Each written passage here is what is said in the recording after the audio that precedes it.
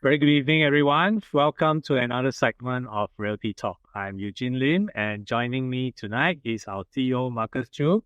Hello, Marcus, and what are we discussing tonight? Yeah, good evening, everyone. Many things we are going to discuss tonight. Of course, with the Q3 numbers that's released by URA and HTB, there is also many things that have happened in quarter three.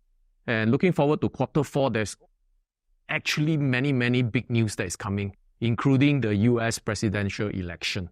So how will that affect on the Singapore property market? Check this out. We are going to share with you in the next 60 minutes all the valuable insights that will enhance your property purchase and sales decision.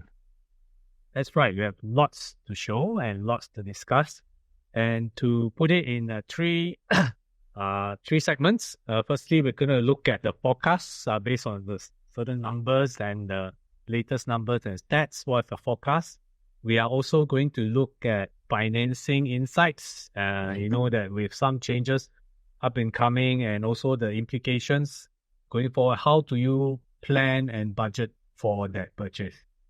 Okay, so first up, let's talk about the third quarter 2024 market data. So it is a known fact that with higher interest rates and higher monthly installments and lower loan quantum, property prices has moderated, right? So let's look at the next slide. Okay, so if we look at the table there, all right, the third quarter numbers tell us that the HTB has gone up by 2.7%.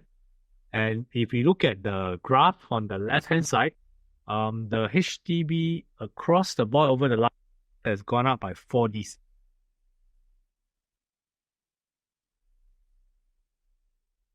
Okay.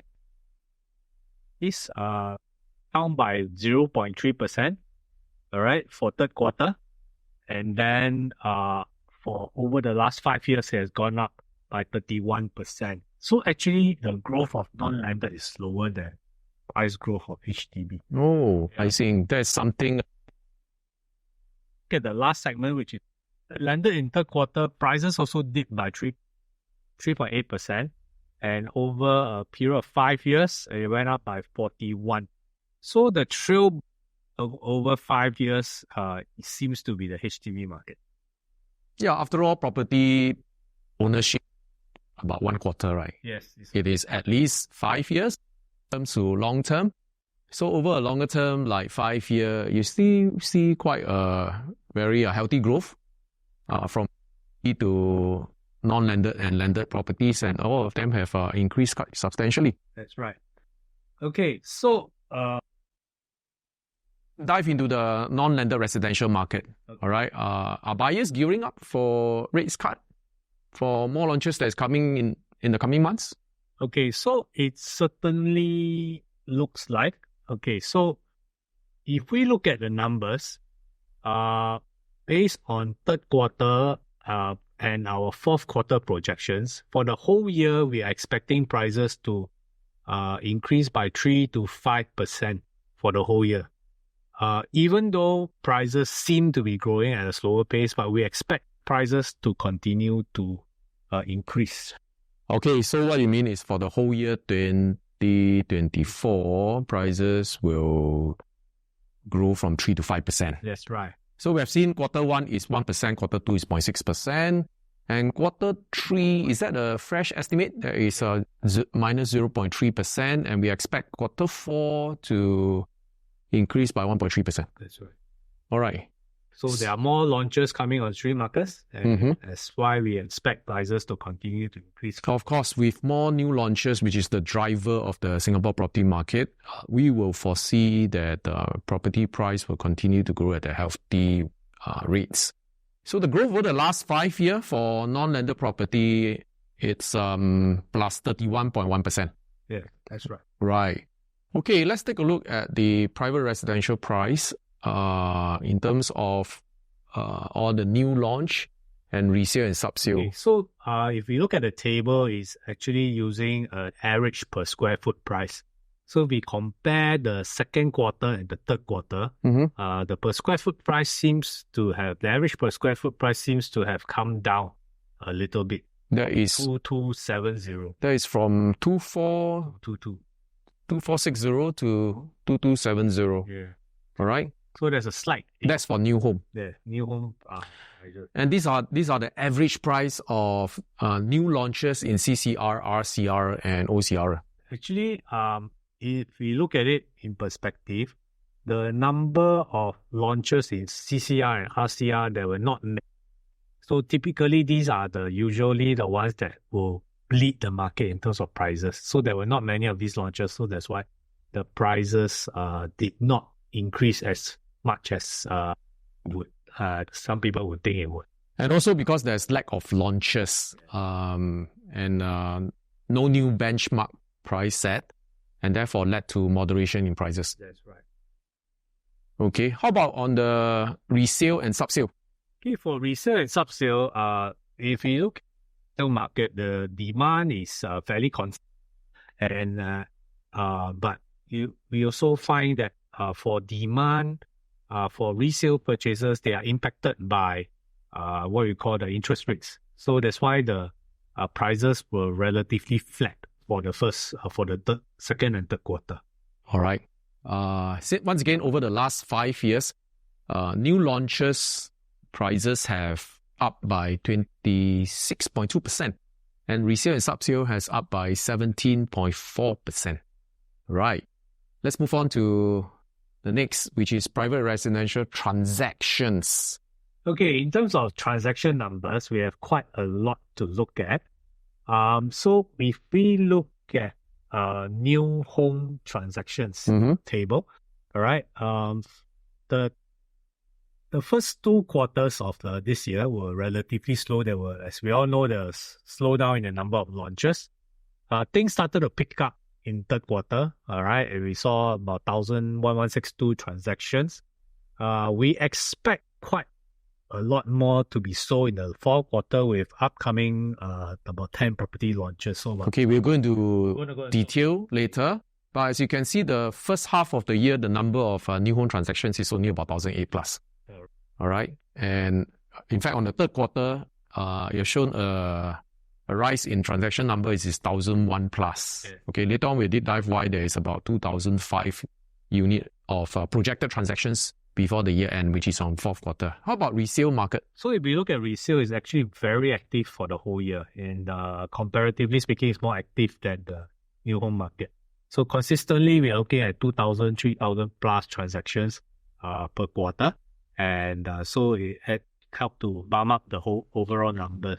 Okay, so as you can see, third quarter, we have seen about 4,009 transactions, almost short of 5,000. And fourth quarter, we expect about 5,000 or so. These will make up our full year estimates of 19,000 to 19,500 for all private, exclude executive condo. All right, and if it's for non-landed, which means only condos and excluding EC, it's about 16,000 to 17,000. All right, as compared to last year, the transaction volume, I would say they are quite similar compared to 2023. All right, based on the forecast that we have for 2024. So even though we had a so-called quiet first half for new homes, I think things will start to catch up in the coming months. Okay, let's take a look at new homes completion, which is what we call the TOP properties. Correct. So there were many completions in the year 2023. Right. So as you can see from the big bar there, so that a lot of projects TOP that year, which that means and coincidentally, it coincided with the first half of the year 2024 with very little new launches. Right. So house hunters or buyers who were urgently looking for property, they look towards the TOP properties, those newly completed projects. So many buyers are drawn into the newly completed projects, the TOP properties. So if we analyze the transactions for the first half of the year, you find that many, there were quite a significant number of purchases of TOP properties. All right. Of course, going forward, projects completion will normalize, okay, in the next few years. all right? And because of the increase in new home launch, I think the buying demands for new launches will pick up again strongly. So we will expect the demand to shift back to new launches, which has always been the case when more new launches come on stream. Okay. How about new launch stock that is available in the market right now? Okay, so how these numbers come about is based on grants of planning permission. So once a project gets its planning permission, it's into the stats.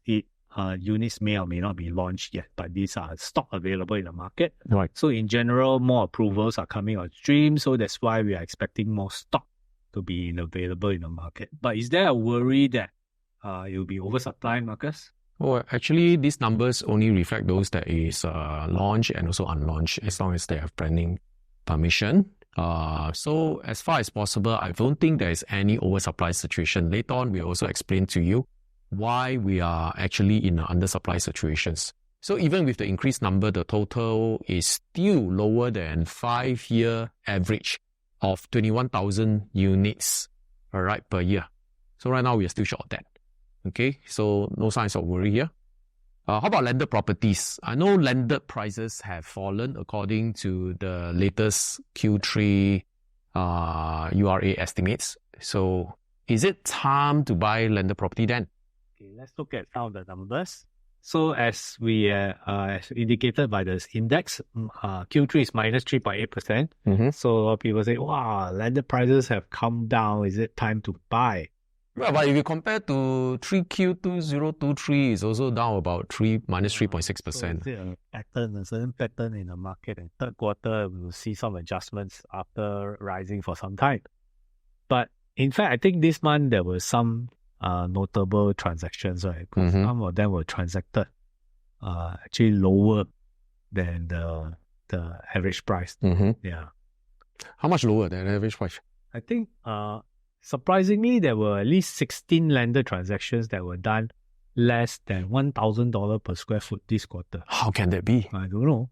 But so it could be another mistakes again? It's recorded in the caveats. So remains to be seen whether it's data error or is it... And who knows? Really transacted. But if it's down 3.8% for 3Q 2024, does it mean there is a good time to buy landed property? I think let's look at the next slide. Of course. But before that, over the last 5 years, landed property actually has increased by as much as 41.4%. So this next slide shows the demand for landed property. Okay, so even though transaction volume seems to be affected by interest rates, demand, as we can see, remains fairly resilient. All right, if you can see 3Q, the flash estimate is 402. Yeah. All right, number of landed transactions. And we forecast that in fourth quarter, there will be about 350 to 400 number of transactions in landed property deals. So if you look at the chart, this represent by this bar here. Okay.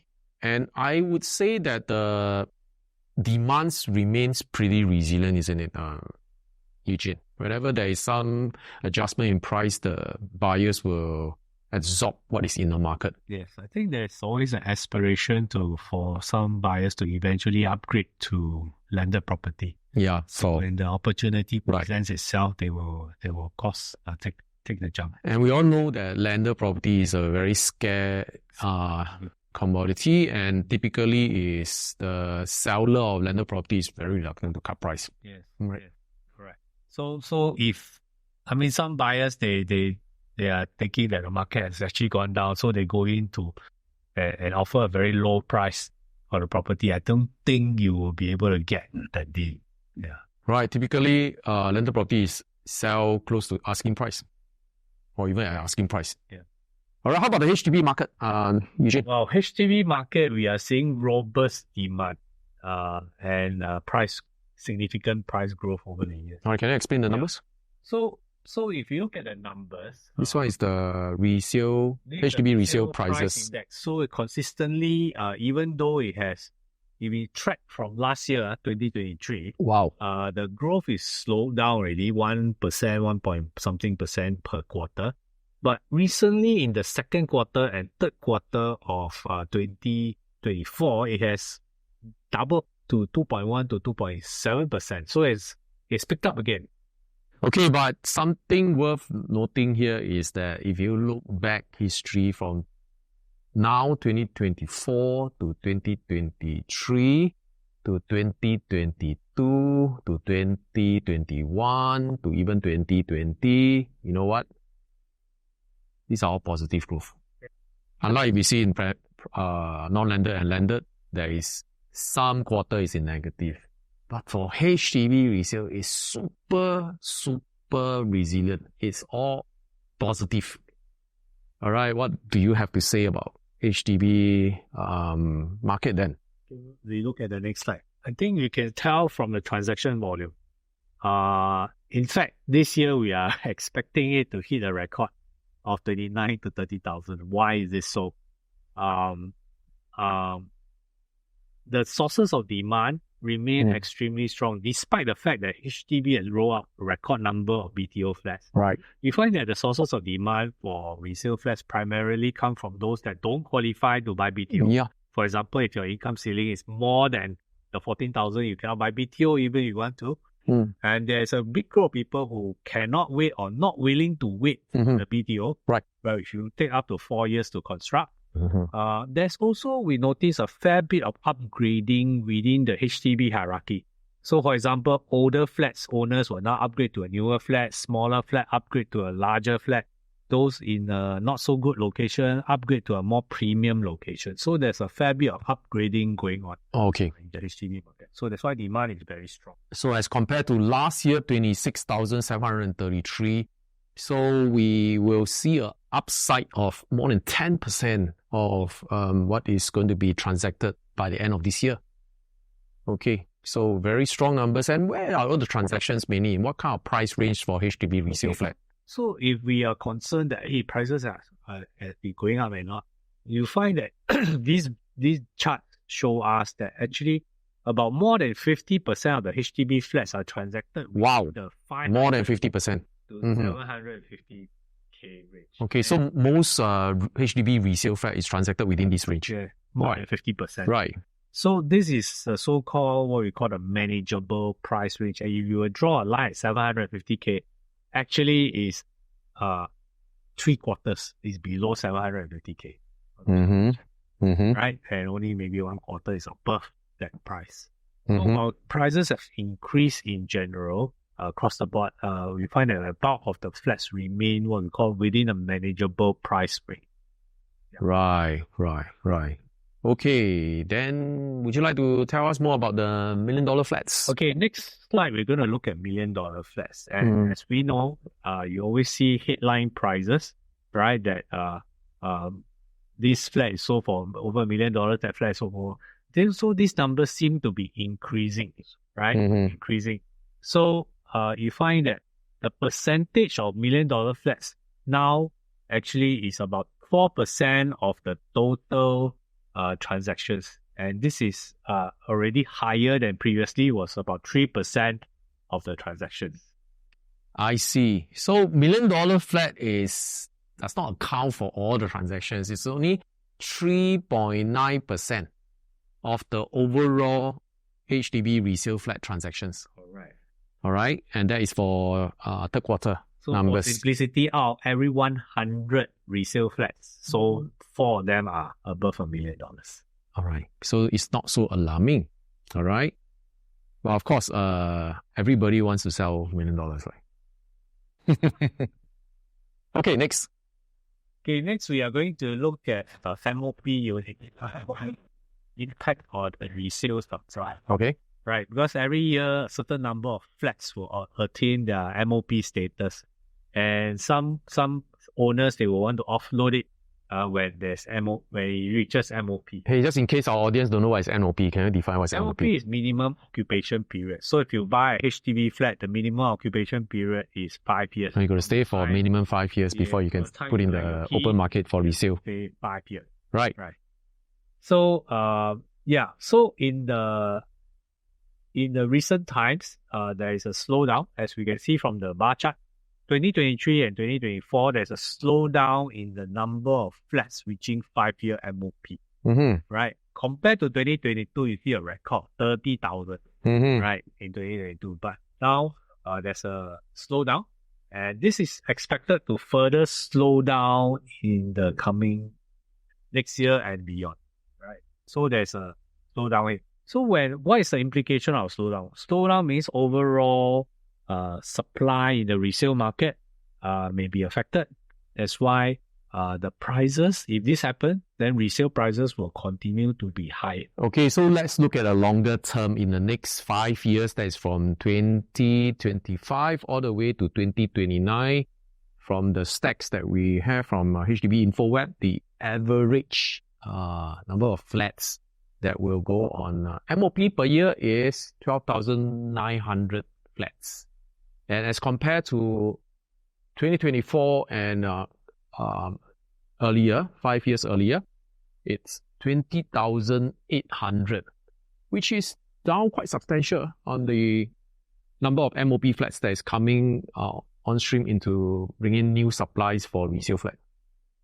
Okay, so what this means? What this means is that, again, the overall supply of available flats for sale in the resale market will be lesser. And when that happens, if demand continue to be so resilient and so strong, then prices you can expect resale prices may continue to rise because it's still a willing seller and a willing buyer's market. All right, doesn't mean that the supply of MOP flat is lower. The overall market resale price will increase. All right, it also depends whether there's a willing buyer. Yes, for that. Okay, so in summary, let's talk about Q3 in a nutshell. Okay, in a nutshell, very quickly, the private residential market, we saw that prices dipped for the very first time due to the lack of new launches. Okay. This will expect to change. I'm sure. In the near future. Resale transactions is very stable, while new home transactions are muted for the first 3 quarters of the year. Yes, because there's not much new launch unit that's put into the market. Yeah, for the landed property market, for third quarter, we saw the steepest quarter-on-quarter price decline over the last 5 years. But demand still remains resilient because landed property is a price commodity. Wow. And it's most people's desire to own it. Yeah, I'm sure next quarter these figures will actually pick up.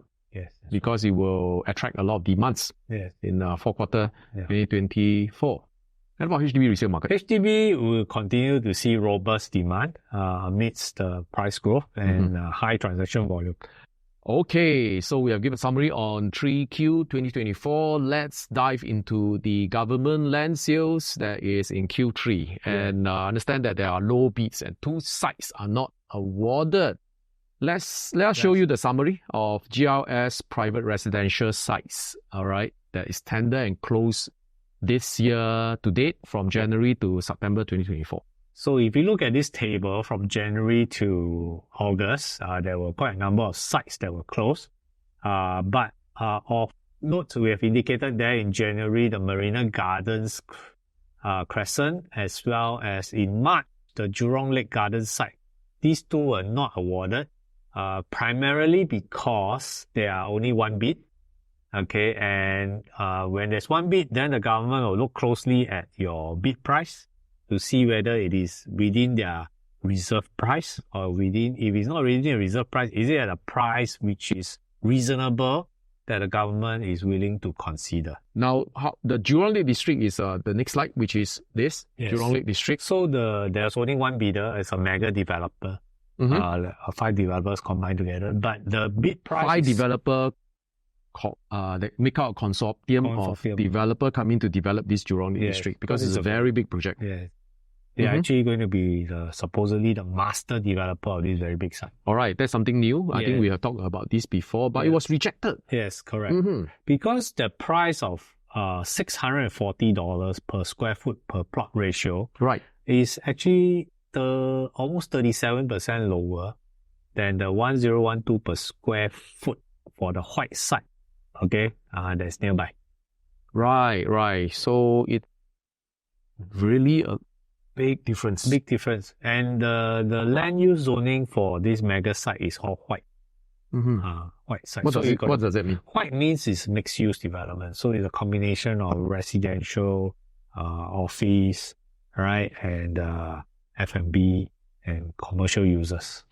Okay, then what about the other side at Media Circle? Okay, Media Circle is a very low bid price. You can see $461 per square foot. It's for 60 years. 60 years. But this is significantly lower than the 1202 per square foot for the Zion Road. It's because there was a similar plot that was in Zion Road. Of course, location different, but they were same in the sense that there is a long stay service apartment component. But the Zion Road is 99 years. Yes, 99 years. So that one was awarded. All right. Okay.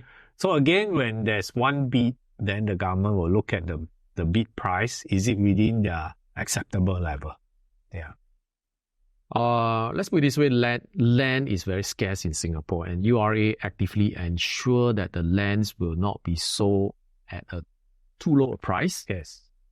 Of course, even if developer manage to buy the land cheap, it does not mean that they will sell cheap. Yeah. All right? It only means that they have more headroom to sell at a higher price for more profit. That's right. So that's why government is now very meticulous in terms of scrutinizing the bid price. Yeah. Okay. Actually, it's good for all households because eventually all these land costs has been very much controlled by the authorities. So there will not be a sudden dip in terms of your property prices because it's very well supported by the authorities to ensure that land cost is at today's market rate. Yeah. So what do we expect in fourth quarter 2024, Eugene? Okay, so there are a few observations. Firstly, we find that buyers are now gearing up. Oh, yes. Because rate cuts, as we know, has already been announced. Right. And more launches are also coming in the coming months. Right. Actually, since September, when Fed have cut its rates by 0.5%, which is very much surprise to most of the market watcher, there are strong signs of demands coming back to the new home market launches. Yes. So if you look at the recent two launches that is just post Fed announcement, they did very well. Right? Yes. Both 8 at BT and Mayor Blues actually have moved over 50% of the units at the launch weekend. This is very seldom. We see this over 50% sold.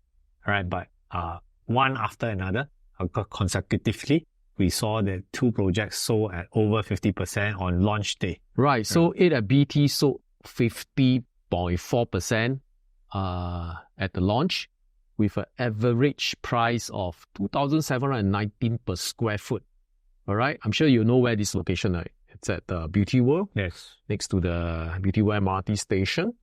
And at Mayor Blue, which is at District 15, the Prime Mayor Road location, it has a take-up of 51.3% at launch with an average pricing of more than 3,200. To be exact, it's 3,260 per square foot. So does this mean, Marcus, that new home sales is picking up?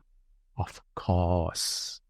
You know, these two projects went on sale after the Fed announced their larger than expected rate cuts on 18 September this year. So buyers are visibly more confident and optimistic now as more rate cuts are expected. Yeah. And this is beneficial for new projects as due to progressive payment scheme, the bank's loan only kick in much later. So with expected lower monthly installment, in the future, after the completion of the property, it will boost buyer confidence to enter the market right now. Yes. So explain simply is that when you buy new homes, there's progress payment. So normally when you take a loan, the loan doesn't kick in now, but kick in further down the road. Kick in slowly. Slowly, right? Further down the road. So by the time comes and with the announced rate cut ready, we can expect interest to be even lower. Yeah, that's why the positive effect don't just end at that two project launch. It's also snowball to the most recent preview of CDL's Norwood Grand. Yes, all right, which we see in Woodlands. They have drawn more than 3,700 visitors on preview weekends from this report that it's on October the 5th. I think the numbers have probably passed 4,000 right now. Yeah. And you can also see that the, genuine buyers is coming back to the show galleries. And of course, real estate salesperson are also very busy now with the hustle and bustle back. Okay. So we also did a consumer seminar at Norwood Grand. Yeah. And I tell you what, it was full house. You want to take a look at the crowd? Wow. Okay. It was full house, jam-packed, all the way to the show, outside the seminar area, all the way to the, even to the showrooms where you can see the sales model. Yeah. All right. You can see that the traffic in the show flats is so much busier nowadays. Okay. So what's coming ahead? All right, which is what I wanted to explain to you. First half 2024, there is 1,009 unit launch. There is 1,006 units sold. Then, third quarter, all right, the number of unit launch is 1,002, and then the unit sold is 1,002. Wow. You can see they're all very close. Yeah. So what's coming in fourth quarter, this quarter? Okay, now it's fourth quarter. So we expect to see about 5,000 that will be launching, and they are in the pipeline. And from what we observe, the number of units sold will also be close to 5,000, assuming you put 4,005. Okay, and fourth quarter 2025, there is another 4,005 in the pipeline to be launched. So which means they probably have another 4,000 that is sold, or even more than 4,000 that is sold. Okay, so what this means is whatever new launch that will come on stream, typically the pace, it will set the pace of the private residential property market. That's right. Because when there's more transactions, there is better and more positive market sentiment. So the pace will pick up when there's new launches. All right. So we will see the sales number will be higher than what we have seen in first half 2024, especially finishing 2024 on the second half. Price may likely to see increase too. So with a very slow first half, will we be seeing a V-shaped recovery? Absolutely. This is what we are trying to explain to our consumer, that a V-shaped recovery may be fueled by the demand for increasing launch unit in at least in the next 6 months. All right. As you can see, quarter three, one quarter is 1,002, because first half of the year is 1,009. Yeah. And that means the pace have actually picked up. And then with more project launches that is coming on stream, there's another 5,000 here and another 4,005 that's coming first quarter. Don't you see that it's a V-shape here? Yeah. And then there's still a lot of government land sales and units that is already awarded to developer and haven't got the permit to sell. Yeah. There is another huge volume here that is in the pipeline that is going to come on stream. So this is what we see. We will see that the market sentiment will be very positive in the months to come. Okay? So what is the second observation for moving forward? I think just last week, HTB has announced that the first batch of the PPS, Prime, Plus, and Standard flats will be launching in October. Okay, this PPS is not the SIA PPS. Yeah. This is HTB PPS, which is Prime, Plus, and Standard. That's right. Okay, I understand that you went for a briefing, went for a briefing. A special briefing. So that one was went to MND for a briefing. Okay. Yeah, and to basically, they would like us to fully understand the products that's coming on stream, and the definitions.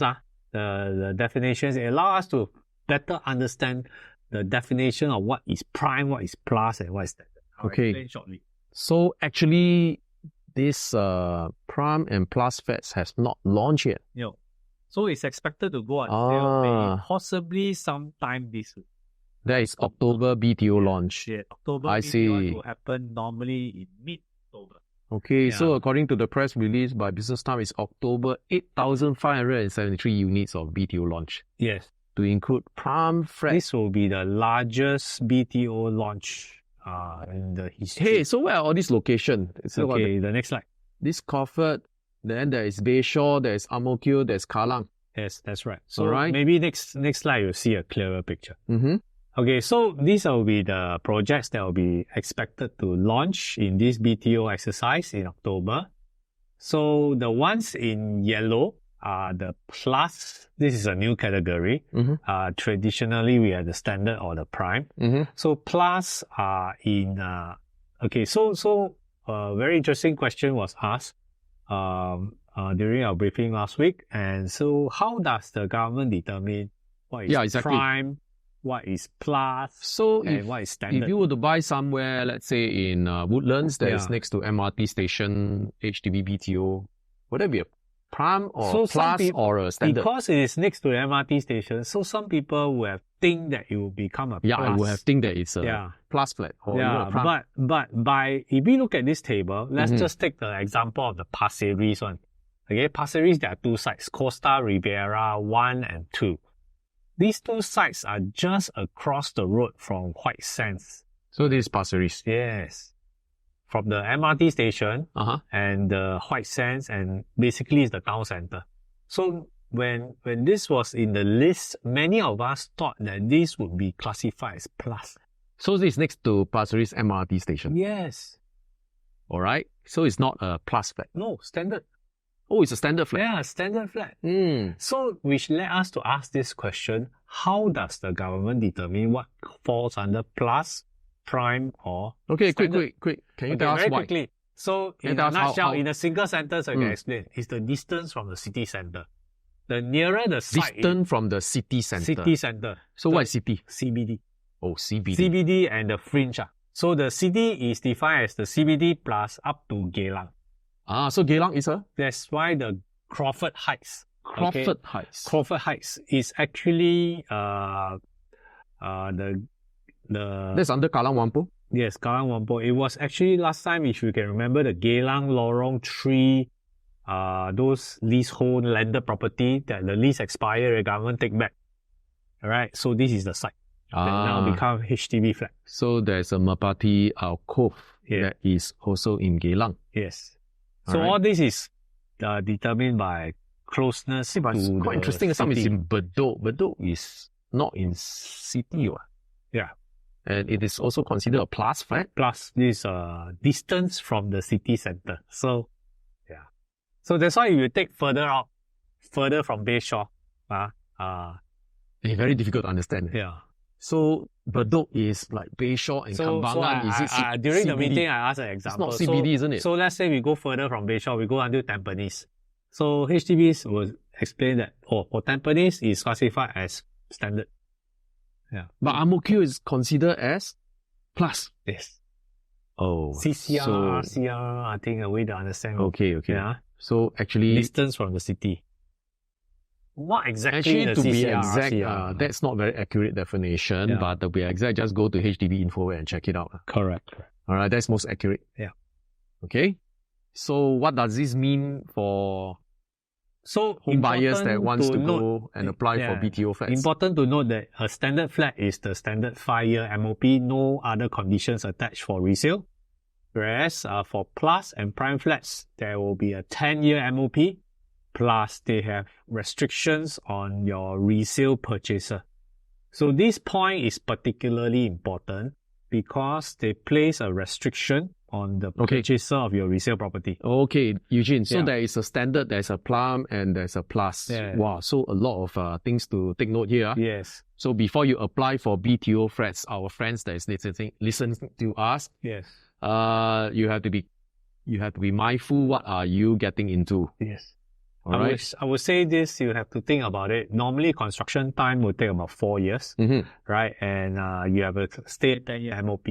So if you are, say, 31 years old now, you get a flat at 31 years old. 4 years construction, you take key at 35. Right? Okay. 10-year MOP, you can only resell at 45 years old. Of course, with the attractive location for prime and plus flat, there is some restriction here, which is 10 years MOP. All right. So a subsidy clawback. And there's a subsidy clawback. You are buying the plus and prime flat.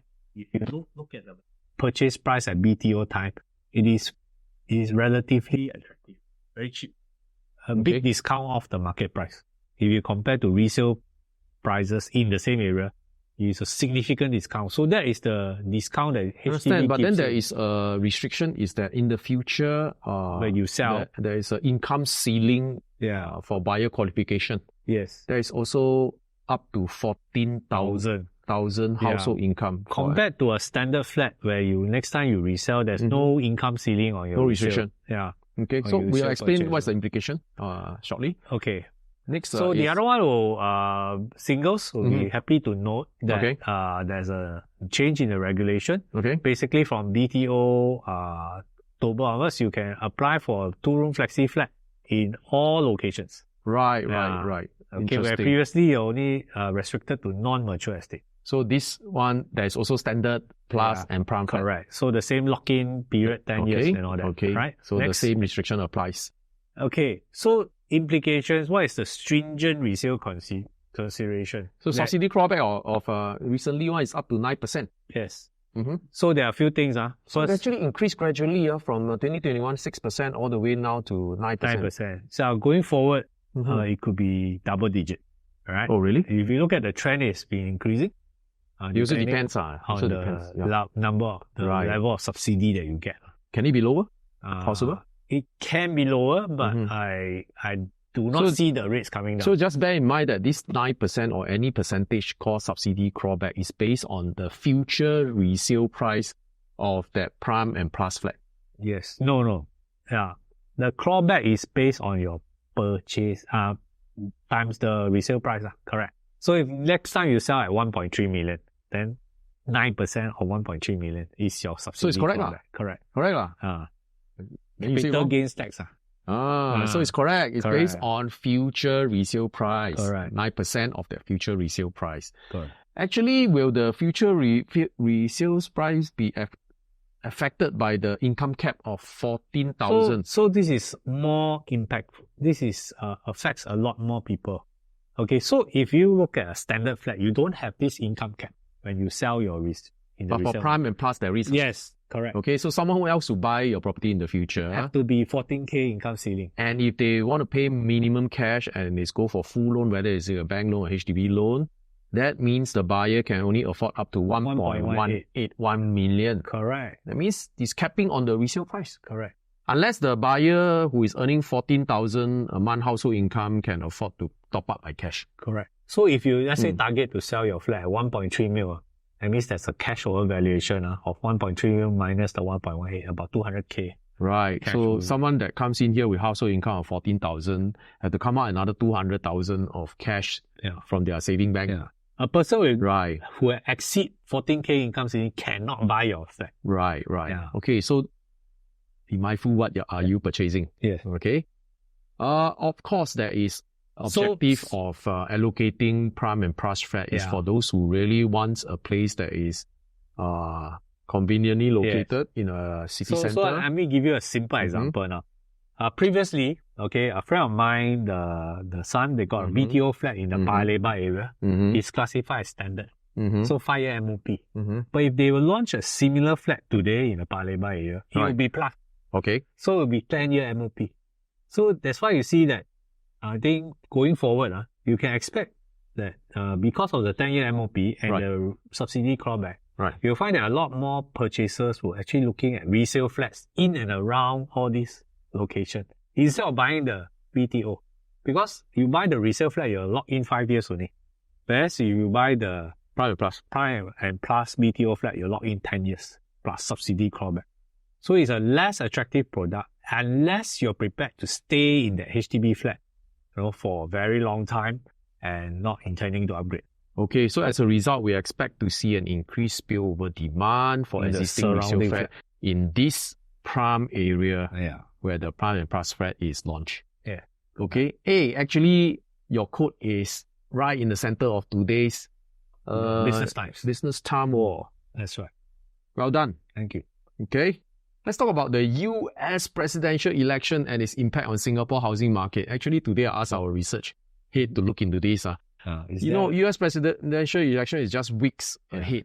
So what happened if either side win? Whether is it Republican or Democrats win, then will it affect Singapore property market?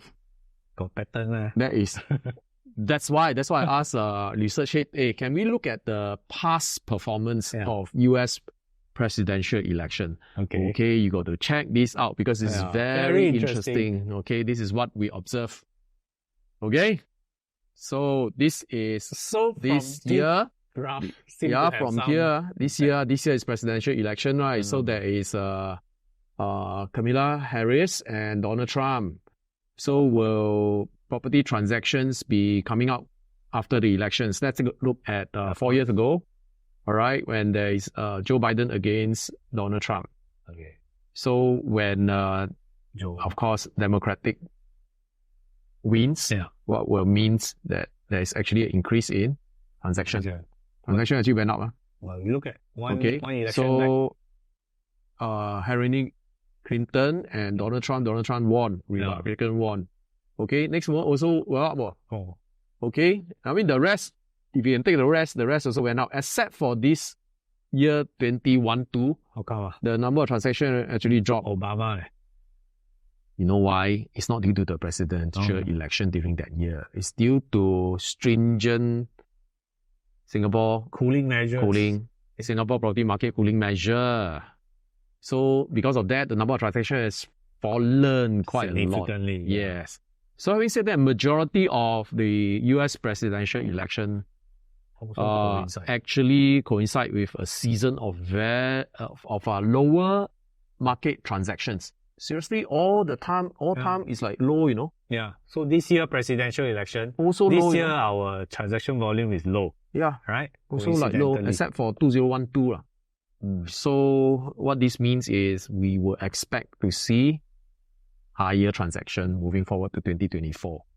Okay, if we are looking at historical performance.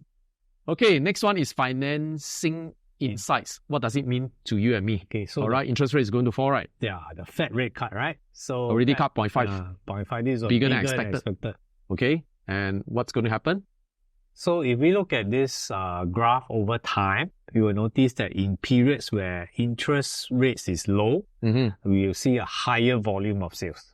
Okay. When interest rates is high, so when interest rate is low, the transaction is high. Yeah. So interest rate is low, transaction is high. Correct. So now interest rate is falling. So we can we expect transaction volume to increase? Yeah, it will increase from here. Quite likely because practically all buyers require loans.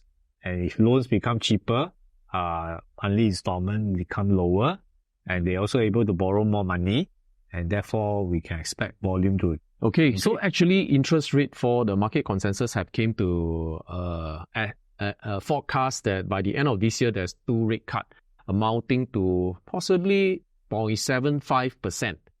And next year there are probably another 4 rate cuts, possibly 1.25% rate cut. So all in all, add together is about 2% rate cut. Okay, but of course the Fed rate cut is equal to how much SORA rate cut. Okay, it's not proportional Yeah. Or rather, it's not proportional in terms of 2% means 2% here. Yeah. But it's moving in tandem down.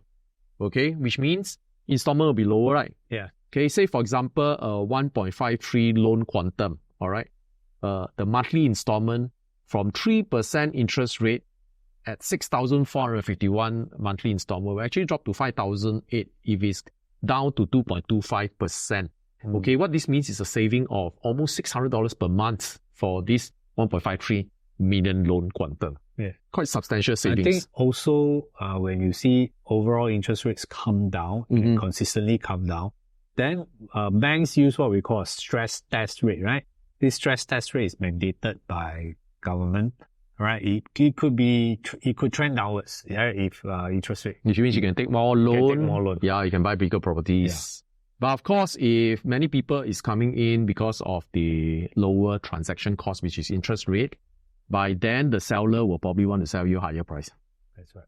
Okay, let's talk about the hidden opportunity. What does it mean to you and me? All right, very interesting. I asked the head of research department to look into something very interesting that is announced recently. I think it's this month. Yeah. All right, that's the population. Singapore population has actually increased to more than 6 million. Yes. And do you think we have enough homes for our expanding population? Short answer is all right. may not have. Well, but let's check it out on the numbers that we have extracted. Okay, so Singapore population actually crossed 6 million in June. Yeah. All right, and expected to grow further. All right, as you can see, back in 21-4 is at 5.47 million. Right now, it's 6.04 million. Yes. Okay, so and Singapore will continue to welcome foreign professional, but maintain a level of control so that citizens do not become a minority. Okay, so this is the direction of our Singapore government. So moving forward, my question is, do we have enough home for more than 6 million population? Okay, Eugene, I believe we have the answer for our audience. All right, can you run through the numbers? Okay, so if we look at this chart, all right, our current stock is that we have 1.1 million HTB flats, landed homes about 400 over 1,000, and 36,000 executive condos. So all in all, add up together, we have 1.55 million homes. For 5.1 million population, this 5.1 million is our population for Singapore citizens, PRs, and EP holders. Right? Okay, EP so holders. these are less all the migrants, domestic worker, correct. which may be staying in the same house as Correct. the does not include them. as the owner, and at the same time also don't include all the construction migrants worker also. Correct. All right, probably in the construction industry or the marine industry, all these foreign workers are not inside this 5.1 million population. So if population is projected to grow and let's say hit our projected 6.9 million by a certain year, then we will need 1.9 million homes, right? 1.9 million homes, second point. So government and what that means is that we have to add more homes and currently to the current stock. Okay, so allow me to explain the chart very quickly. So right now, based on 5.1 million population, which is the Singapore residents, and that is the 6.04 million total population, which includes the migrants and all the workers. All right, it's already 3.3 persons per household. Yeah. Actually, the per household number have went up, which means there are more people staying in one house, meaning the number of homes that is available actually has fallen short. Because this number of people in per household is actually in the falling trend. But recently it has went up. So that means that there is probably a slight shortage. Yeah, probably that is a sign. Where government is rolling out a lot of BTO and rolling out a lot of government land for sales. Okay, so if the numbers go up to 5.5 and the per household have actually reduced to 3.1, and based on the 6.5 million population, there is a shortage of 220,000 homes. And if it goes up to 5.8 million Singapore residents, then the total population becomes 6.9 million, and based on 3.1 per household, that is 330,000 homes short.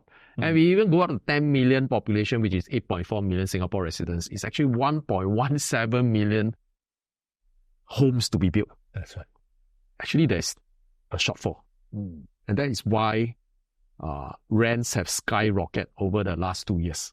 And government is also introducing long stay service apartments, which comes with a minimum 3 months stay in a bid to meet rising private housing demands. So can I still continue to buy a house to rent out? Is it a good idea? Of course, Eugene, definitely. As Singapore continue to welcome more foreigner professional, you will always have ready tenant pool.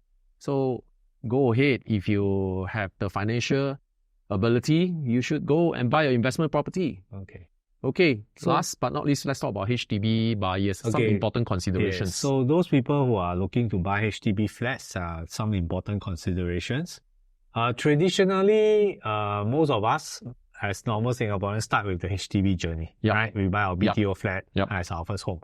Then eventually we want to upgrade to bigger and better homes and private homes. Right? So this is the asset progression For typical Singaporean. Maybe Marcus want to take us through how this journey. Yeah, for typical Singaporean, I mean, first time buyer, if you just graduated and then you and your girlfriends or boyfriends, you can always apply BTO flats from HDB, and that duration, even if you have got your flats, it still takes some time to build, right? 3 to 5 years to build, another 5-year MOP if you're going for standard flats. Okay, then you move on to EC, all right, which is another 3 years to build and 5 years to stay MOP. So that is another 8 years. Then you may move on to buy a condo. So you are progressing on your assets. Okay, as your family grow, you want to have more. You want to have better assets in better locations. You buy a condo, which probably allows you to stay for the next 5 years before you have enough financials to go for your landed property. Okay. So this is the typical Singaporean asset progression. All right. So let's take a look at the HDB flats. So important learning points is that the mature HDB flat prices has outpaced the non-mature flat over the last 5 years. But that means all right, those better located flats, all right, more centralized location, the price has increased more than the non-mature. All right. But the problem with now the introduction of the prime and the plus model is, don't forget, they come with a 10-year MOP and an income cap if you're a resale buyer, and so capital clawback, subsidy clawback. So when that happens, your resale proceeds may be lesser. Yes, your resale proceeds will be lesser. So it may affect your next property purchase, which is your asset progression. All right. Of course, BTO is an ongoing thing. Yeah. I don't believe the government will stop building new flats. Yeah. All right. Actually, the number of new flats that's launched in the market is quite proportional to the number of new marriages. ROM is registration of marriage. Yeah. All right. So this means as long as there is marriage, there will be new BTO flats that is offered to the market. I think this number is quite consistent, right? ROM numbers about 25,000 every year. Yeah. Right. If you look at 2020, 2021 to 2022, actually the number of new flats have actually increased, right? Yeah. Of course, during COVID, also cannot have wedding ceremony. Yeah. A lot postponed their ROM. So when ROM increased, the number of flats also increased. Very interesting. Yeah. Okay. So of course, that's on the average basis of 25,000 ROM per year. Yeah. So every year we can see that the government is also launching about 20,000 flats a year. Okay. So it's quite consistent with the ROM. Okay. The other trend to take note of is the growing proportion of older HDB flats. Okay, why you talk about this? Because recently there are a lot of transactions of older property flats. Yes, while newer flats typically catch headline, don't forget that the other half of the transactions are in the HDB resale market is made out of older flats. Right. So as we go on, more and more flats will become older. All right. Okay, now 2024. So, yes, 2024 we have 335,000 flats that is old flats. All right. That's 30% of the HDB flat inventory. Yes, 30%. So by 2030, we will hit 500,000 of old flats, and that is about 40% of the inventory. So from 30% will increase to 40% of the overall inventory. Correct, so more and more old flats in the market. Yeah. So if you buy something old, in the next few years, 6-7 years later, it will be even older. Yes, correct. So you have to take note of some things when you buy an old flat. Actually, we have shown this in our recent blog and infographics. Correct. So if you want to have a read, you can go to our... later we'll go into that. So what are the 4 things to consider for buying new flats? Basically, if you're buying an older flat, it will be a shorter lease. Shorter lease, yes. Than a newer flat, right?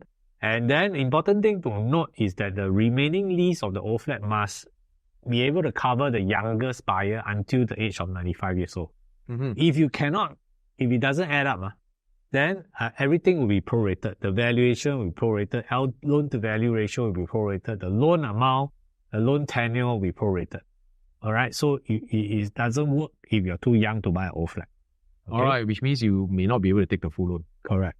Means you top up by cash. You need more cash. I see. So, simple saying, young people don't buy old flat. Older people can buy old flat. More mature people. Okay. All right. Okay, so Correct. condition of flats and the surrounding estates Correct. is also a consideration. Correct. So the older flats, you may have to spend more money to Renovate. renovate and Yeah, because there are some defects or especially if you buy something that's running down. original condition. All right. So are you ready for the market to pick up, especially before the year ends? As we have said, the market most likely will finish strong. Yeah. This year, 2024, Q4 2024 is the quarter to watch out. Okay. All right. Presidential election for one is something that we have just explained that will means that the property market will be more buoyant in the months and quarter and year ahead. Yeah. Okay. And there's also a lot of new launches. Yeah. All right. For quarter four. That's right. There's 10 on the runway. slated to be Yes, launched. correct. So starting this weekend, we have Norwood Grand, which Norwood is Grand. booking open this weekend. Okay. Right, that's in Woodlands, right? Then One Sophia Trump Park, Park, Emperor. All right. Union and, Square. Union Square. Nava Grove is a Novo. EC, Okay. right? And we have W Singapore at Marina View, Yeah. the resident, followed by Oriole Aurora, and Arena Arena East East. Residences. Quite a lot of stock for fourth quarter. So many. Yes. So all these add up together is, I think, 4,632 units that is in Q4. Wow, Yeah. that will make us very busy, Eugene. Yeah. All right. Next year also very busy. Okay, including look at all our fellow ERA trusted advisors. You guys will be very busy this quarter serving all our valuable clients. Of course, the upcoming launches for first quarter 2025, there's another whole list here. I'm not going to read every one of that. Okay, showing the list here. There is another 5,006 units. But it's a good mix of CCR, RCR, and OCR projects, so there's something for everyone. Okay. Actually, besides tonight webinar, which is Realty Talk, which we do every quarter to provide you with so many informations that we extract from URA latest this numbers release. Okay, actually we take heart to do this presentation. And we also want to tell you that we created quite a lot of content in ERA research with the ERA Research and Market Intelligence team. And some examples are our latest ERA Property Brought, where we explore current issues that is shaping the property market in Singapore. Yeah. All right. So, take out your handphone and then you take your screenshots and or scan this QR code. Blogs are written in a way that is very easy to read, right? And very easy to understand. We keep the technical stuff to a minimum, right? But it's meant to give you a good idea of the good grasp of the current issues and the things that shape the property market. So it's a good, nice read. Okay, so besides ERA blogs, there's also some seminars that you'll be doing together with DUI CEO Doris Ong. Yes, upcoming in October 27, we'll be doing together with Doris, my deputy CEO, as well as OCBC Bank. We will be doing a seminar to explain the rate cut. Francis Chong. She's the FX and rate strategy OCBC Bank. Excellent. So what does it mean to property market? You will explain on the 27th of October. Correct. 2 p.m. Yeah. At ERA Apex Center, our own buildings. In So heart of Toa again, Payoh. to sign up, maybe you can scan, to get more details, you can scan on the QR code. Right. Okay, Eugene, and with that, we come to the end of Q3 2024 Realty Talk. Yes. So until our next segment, we'll wish everyone pleasant journeys ahead and happy house hunting. All right, together with me, Eugene, and Marcus Chu signing out right now. Bye-bye.